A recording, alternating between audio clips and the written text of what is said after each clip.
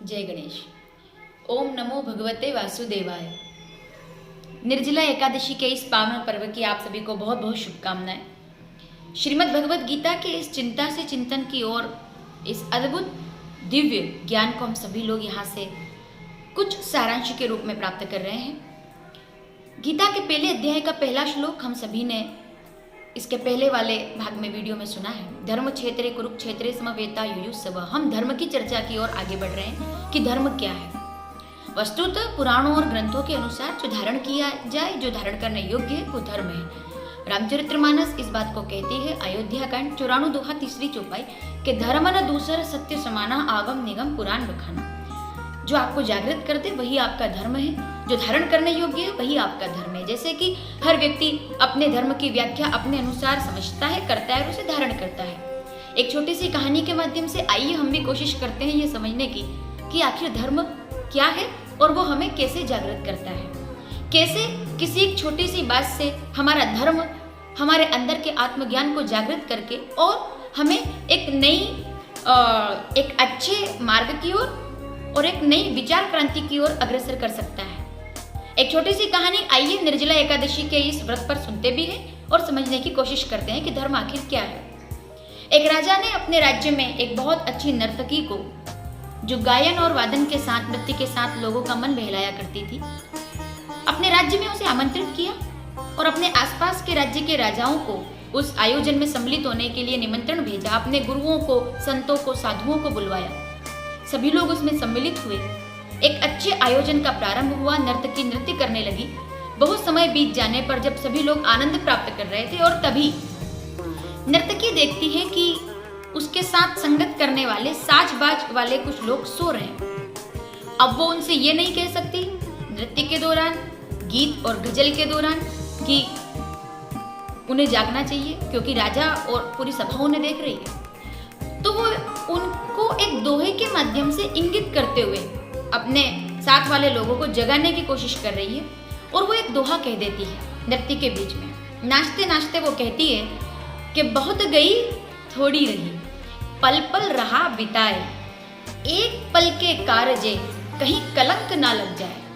इस दोहे का सीधा सा मतलब ये था कि वो कहना चाहती थी कि बहुत समय बीत गया है, जागो, इस आयोजन को पूरा करो, कहीं एक नींद हमारे इस पूरी मेहनत पर पानी ना फेर दे और कलंक ना लग जाए कि हमने अपना कार्य पूरा नहीं किया। ये दोहा इससे पहले कि संगीत के लोग समझ पाते, साज-बाज वाले लोग समझ पाते, उसके पहले ही उस सभा में विद्यमान श्रेष्ठ गुरु उस सभा को त्याग करने के लिए तैयार हो गए और राजा से उन्होंने कहा कि नर्तकी को उचित पुरस्कार दिया जाए, मैं यहाँ से जाने वाला हूँ। राजा ने गुरुदेव को रोका। इसी समय उस सभा में राजा की बेटी राजकुमारी, जो राजा को बड़ी प्यारी थी, वो भी उठ करके खड़ी हुई। उसने अपने गले में से एक बहुमूल्य हार निकाल करके नर्तकी की ओर उसे प्रदान किया, उसे उपहार दिया और उसकी आंखों में आंसू आ गए। उसी समय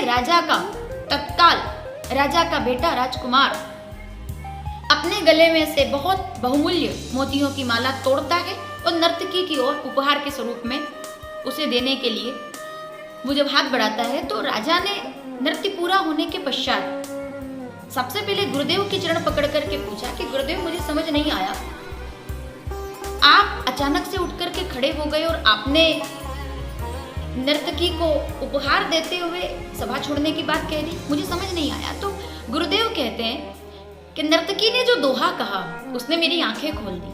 उसने मुझे बताया कि मेरा धर्म आखिर है क्या, मेरा धर्म मुझे पुकार रहा है।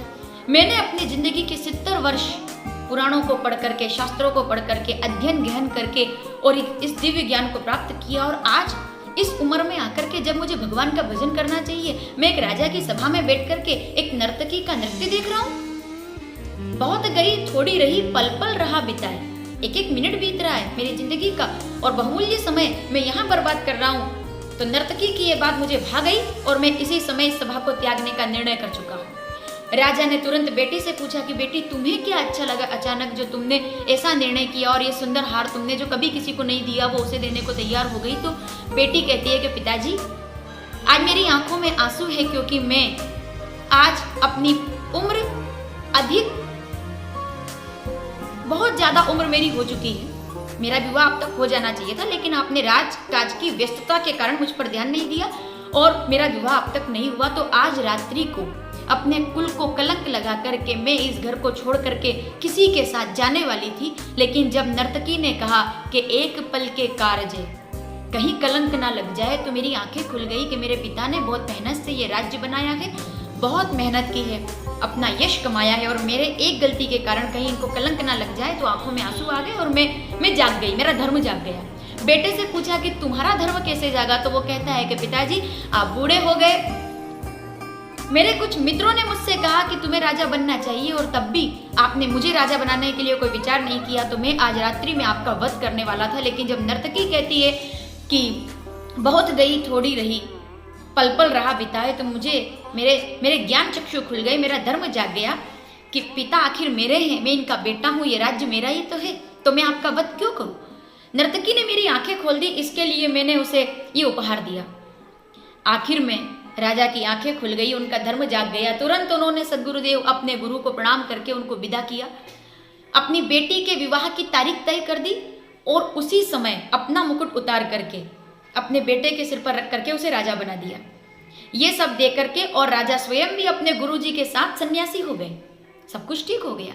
लेकिन सुनने वाली बात यह है कि ये सब देखने के बाद नर्तकी का ज्ञान भी जागृत हो गया कि मेरे एक दोहे को बोलने से, मेरे एक शब्द से इतने लोग जागृत हो गए, तो क्यों ना मैं क्यों नाच गा करके अपना जीवन व्यर्थ करूं, थोड़े से उपहार के लिए, थोड़े से पैसे के लिए। तो नर्तकी का भी ज्ञान जागृत हो गया और उसका धर्म जागृत हुआ, और वो कहती है कि लोगों के सामने नाचने से तो अच्छा है कि मंदिर में बैठ करके भजन करूंगी। और वो सन्यासिनी हो गई, वो साध्वी हो गई, वो तपस्विनी हो गई, और मंदिर में बैठ करके जो अब तक गीत और अपने श्रृंगार से लोगों को लुभाया करती थी, आज वही जो अपने राग से लोगों को प्रसन्न किया करती थी, आज वही नर्तकी भगवान के मंदिर में बैठ करके अपने अनुराग से भगवान का भजन करने लगी। जो आपको जागृत कर दे वही आपका धर्म है। प्राण जाए पर धर्म कभी ना जाए। आज निर्जला एकादशी के इस त्योहार पर हम भगवत गीता के पहले श्लोक के पहले शब्द के अर्थ धर्म के साथ इसका बहुत सुंदर ये इस कहानी मुझे अच्छी लगी, तो मैंने आपके साथ इसको विचार किया कि मैं आपको ये सुनाऊं। आज आप भी अपने धर्म को निश्चित रूप से देखें, उसका पालन करने का प्रयास करें। सर्वे भवन्तु सुखिनः सर्वे सन्तु निरामय, इससे बड़ा धर्म शायद और कोई नहीं होगा। सबके लिए सेवा का भाव, कोरोना काल में जितना हो सके हम संयम के साथ, बिना किसी प्रकार की और इस संकट के समय में परिस्थिति में विचलित हुए बिना हम अपने धर्म को धारण किए हुए अपने धर्म का पालन करते रहें। इन शुभकामनाओं के साथ घर रहें, निडर रहें। जय गणेश, वंदे मातरम।